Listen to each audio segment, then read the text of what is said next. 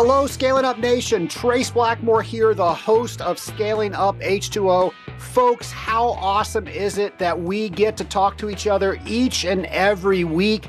I want to thank the Scaling Up Nation for writing into me and letting me know that you want to hear this show more often. Otherwise, you would not be hearing it more often. Of course, as you know, it is a lot more work to produce a weekly show, but you fine folks in the nation are worth it because you're letting me know that this show is doing something for you. So I, of course, do not mind at all making sure that we come to you each and every week. Of course, in order to do that, I've got to have material. And Scaling Up Nation, you know my plea each and every show is that I need your questions.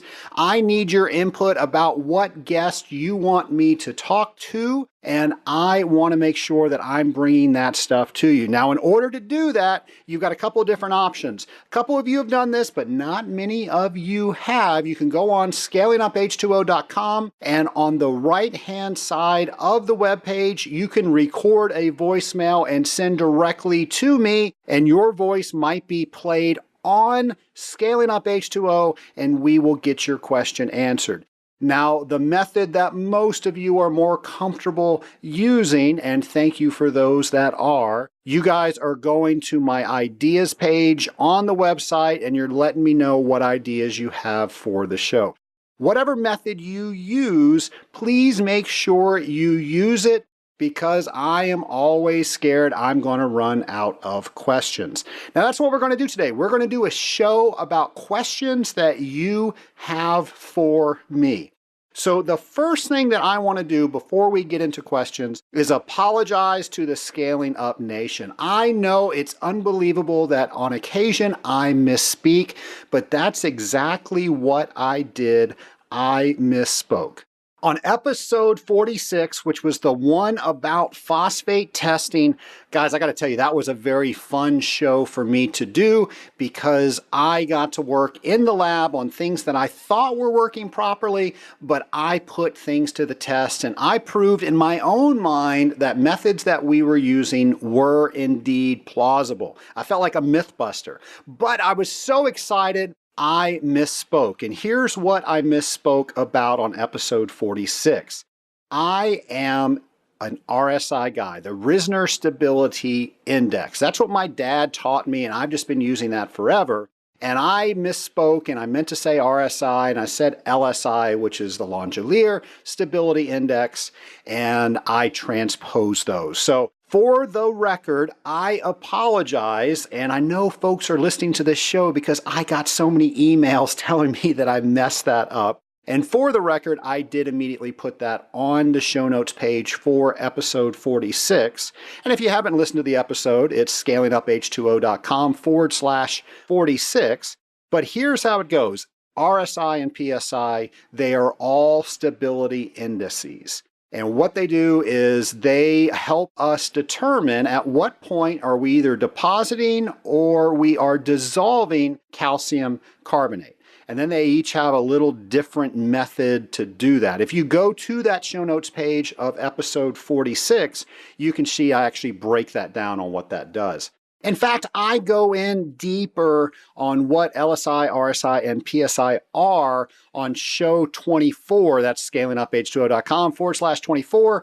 And you can see all the calculations on what LSI, RSI, and PSI are on that show notes page. But here's the quick and easy layout. LSI is a scale between -3 and 3. So 0 is right smack dab in the middle. And anything below 0 is considered non-scaling. Anything above 0 is considered scaling. Now, RSI and PSI work from a 1 to 12 scale, meaning that 6 is in the middle.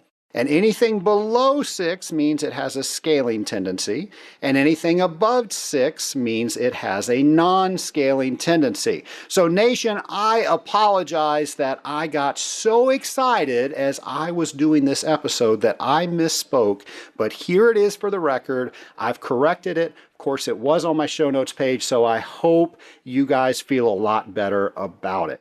Now let's go ahead and get to some questions for today's show. One listener writes in, what are some of the favorite items that you've recommended on scaling up H2O? Well, as you know, it is very difficult to find good tools that help us in our day to day if we're not asking each other what they are. It's very difficult to go out and buy all these things and see what works. So when I hear from a fellow water trader that they do something that helps them, or I know from personal experience that I can use something that helps me, I try to share that with you. Well, I don't think it's any secret. One of my favorite tools is Audible. And I talk a lot about Audible on the show. Audible and Scaling Up H2O have a partnership. And I love Audible because it allows me to read on my time. We are in the car working. We don't have time to read. So Audible is the way that I read so many books. So you can get a free month of Audible at scalinguph2o.com/Audible. And that gives you a free book and a free month so you can try it out. It's the way that I read 35 books a year. It's the way that I get more information for me to bring to you on this show. So try it out. Go to Audible at scalinguph2o.com/Audible.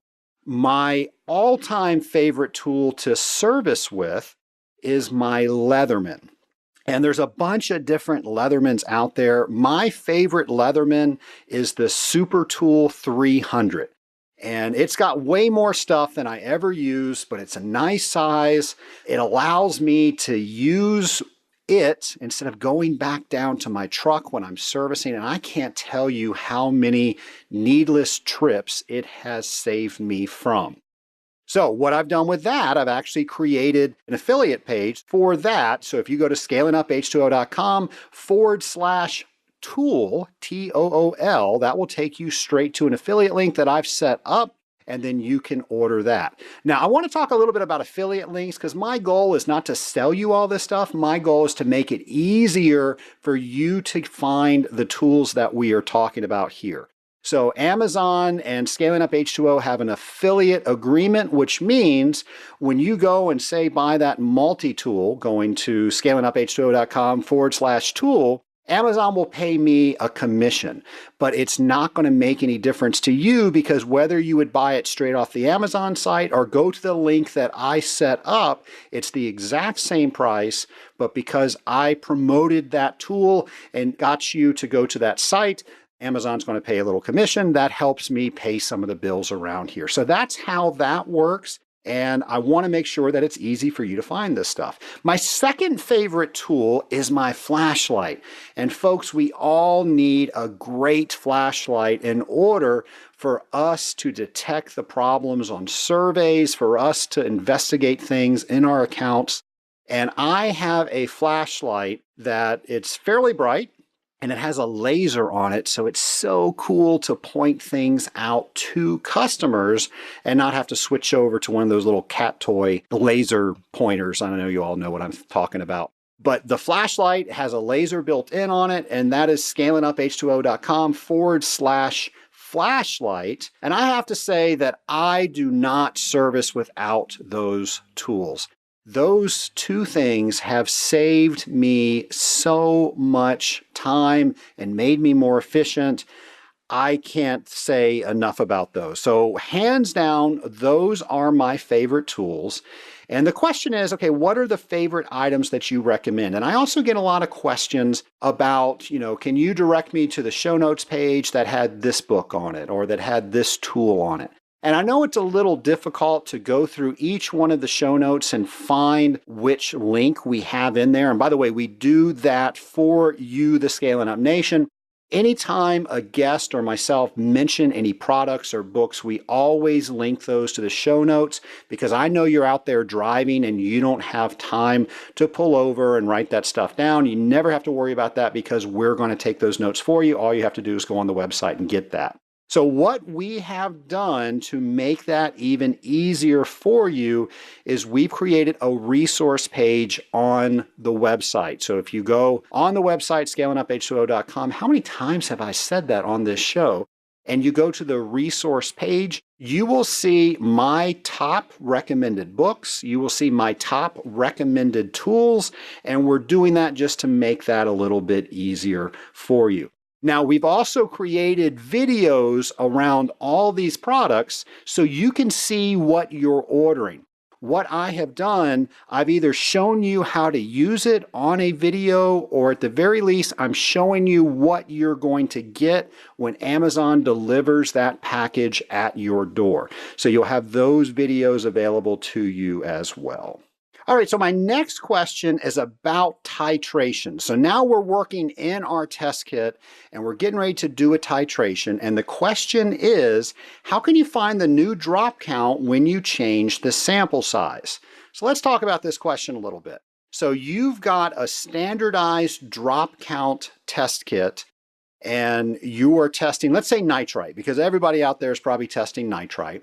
And it is 50 ppm per drop when you have a 5 ml sample. I'm sure everybody out there is familiar with that test. If you're not, the information's good, just roll with it. So as long as we want to stay within that 50 ppm equals a drop, that test kit is awesome. But let's say we want to narrow that. Let's say we were doing a system size using what we did. We went ahead and we put some sodium nitrite in the system. We weighed it first. We knew how much was in there before we put it in. We let it distribute evenly throughout the system. And now we want to get an accurate system size from this procedure. Well, 50 parts per million isn't going to get us the number that we want. And my preference is to use a spectrophotometer when I'm doing this type of testing, but you can also do it with titration. Here's how you can do it with the nitrite test. And folks, this translates to every drop count test that we have. So I need you in your mind's eye, think about running the nitrite test.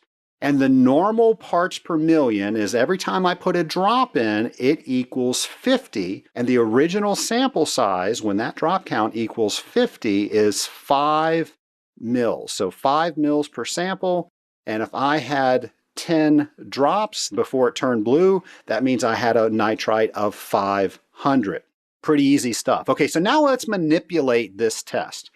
So you're going to have to do some math, and I'm sorry, but that's just how it is. So you need to figure out, okay, what your new sample size that you're going to use is. So in this case, let's say instead of 5 mils of sample size, we're going to take that up to 50 mils of sample size. And then simply what we're going to do is we're going to divide our new sample size by our original sample size. So our new sample size is 50. We divide that by the original drop count, what the procedure said, which was 5. So that's going to give us 10. Okay, pretty easy so far. And then what was the original drop count when we had a 5 mil sample? Well, that was 50. So we're going to take that 50 and divide that by the 10 that we just got. And we now know that in a 50 mil sample, each drop will equal 5 parts per million, in this case as nitrite. Now, I'm sure I'm going to get letters in that people are asking, well, is that sodium nitrite? Is that just regular nitrite? Well, folks, it depends on your test. So you need to know what test you're using, and then that is what it's going to translate into. But the cool thing about drop test, about titrations, is you can use that procedure that we did on any one of them. Really cool. You're not stuck with what was shipped to you in that box. You can make that test work for you to get the information that you need to have. Last question comes from a relatively new water treater, and he asked, how do I know if I'm doing a good job since I'm so new to the water treatment industry? And folks, we've all been there. We've all started at one point or another. Some of us might have started 20-something years ago. Some of us might have started 20 days ago. So how are you keeping track with how you're doing as far as progression as becoming the best water treater that you can be? So I'm going to answer that question with, did you ever have an expectations conversation with all the people involved in your career? So yourself, what do you expect out of yourself, and when do you expect to have those items done? Now, when you're brand new, that might be difficult to answer. So it's important to get a sounding board, to get people together that you trust, that you want to become like, that you want to use what they've done so you can start going down that path, and asking them, okay, can you help me define this? And some great people to ask are your managers, your trainers, your business owner. These people, they would love to have a conversation with you about what your goals should be and at what level you should be at certain points in time. And folks, if you are not setting time deadlines to these goals, they're no good. You have to work towards something, or it's just a dream and you're never going to get there. Something that has really helped me is I have always had a mentor. I've had several. I'm very lucky that I've had several, but that didn't happen just by accident. Folks, I went out and I asked people, hey, would you mentor me? And this is how I see this working from both sides. Of course, I didn't have to do that with my dad. That just came as part of the package. But when I met Bruce Kettrick Sr. and Jay Farmery, I did go up to those individuals and said, hey, I really admire what it is that you do and how you do it and the amount of knowledge that you have. And that is something that I want to do in my career. Can you help me get there? And both of those gentlemen very graciously said yes. And as you know, I've had them on the show. I'm going to have them on a real show, not just a question and answer show. We're going to do some interviews with Jay and Bruce, but those two gentlemen have been tremendous in the development of my career. So have you done that? And what a great conversation to have with that person to say, well, where should I be in a year's time? Where should I be in 6 months' time? Where should I be in 2 years' time? I will answer the question this way, that in 5 years, if you are a professional water treater and you do not have your certified water technologist designation, you did not do something correctly. Remember, you're in this industry. Make this industry better because you are in it. And because you are in it and you're the best at what it is that you do, you're going to show people that by the certified water technologist designation. So I hope everybody has on their goal that if they have not achieved their CWT within 5 years, you're doing something incorrectly. So hopefully this will help. As you know, this is the best job I can ever think of. I love being in water treatment, and it's my hope when you ask yourself the questions, where should I be in this amount of time, that throughout the way, you were always asking yourself why. Why does this work the way that it does? Why did my trainer, why did my manager ask me to do this? And now when you ask yourself why, it's a much higher level why than where it was a month ago or a year ago. You constantly have to challenge yourself by knowing the whys behind what you do. And if you're not asking yourself why, you're not challenging yourself. And as I said before, if you're not challenging yourself, you probably don't have goals set up for yourself. And if you have goals and they're not getting done, I'm willing to bet you don't have deadlines for that. And that's my advice to you, is that you start with all of those items. I really appreciate you guys writing these questions in. It's so cool to be able to answer them. It's also really cool for me to figure out what different guests to invite on based on the questions that you ask. So please keep those coming. Let me know what you want Scaling Up H2O to do for you. And I want to thank you for listening for this week on Scaling Up. And of course, on our new format, I will talk to you again next week on every water treater's favorite podcast, Scaling Up H2O.